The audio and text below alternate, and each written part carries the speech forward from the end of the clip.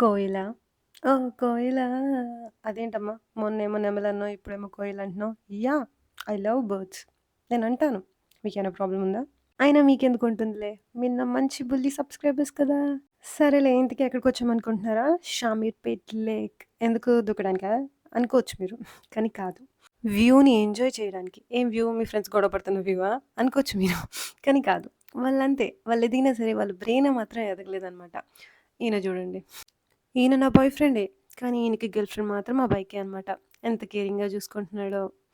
అసలే బక్కగా ఉన్నాను. హ్యాండ్ బ్యాగ్ మోస్తే ఇంకా చిక్కిపోతానని చెప్పేసి మా సిద్ధుయే బ్యాగ్ మోస్తున్నాడనమాట. ఎంత ప్రేమో నేనంటే అని మీరనుకోవచ్చు. కానీ అంతేం లేదనమాట. ఇదిగోండి మన అక్క. కవితక్క, వెనకాలుందేమో సారా అక్క. అంటే నాకు వెనకాల కనిపిస్తుంది. మీకు ముందు కనిపించొచ్చు. ఆ కవరేంటి అలా ఉంది అని మీరనుకోవచ్చు. అది మన ఫుడ్డనమాట. మనం ఎక్కడికెళ్ళినా సరే ఫుడ్ లేకపోతే పనవ్వదు.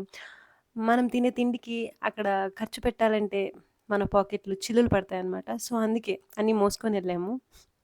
పిక్నిక్‌లాగా ప్లాన్ చేద్దామనుకున్నాము. ఇంతకీ మీకు పిక్నిక్ స్పెల్లింగొచ్చా? నాకైతే వచ్చు. కానీ వీడియోలో మాత్రం అడగకండి. వెనకాల గర్ల్ ఫ్రెండ్ ఉందో లేదో గూడా పట్టించుకోడు. నేచరుంటే చాలు. నేచర్ లవరనమాట.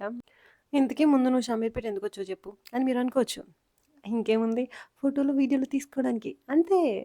అంతకు మించి మీరు ఎక్స్‌పెక్ట్ చేశారంటే మీరు పప్పులో కాలేసినట్టే. ఒక 2, 3 ఎస్థెటిక్ ఫోటోస్, సింగిల్ ఫోటోస్, తర్వాత ఒక 2 గ్రూప్ ఫోటోస్ లేకపోతే మా ఫ్రెండ్స్ ఫీల్ అవుతారు కాబట్టి ఇంకేముంది ఇంకొక కపుల్ ఫోటో. ఎందుకంటే మా సిద్ధు ఫీల్ అవ్వకూడదు కదా!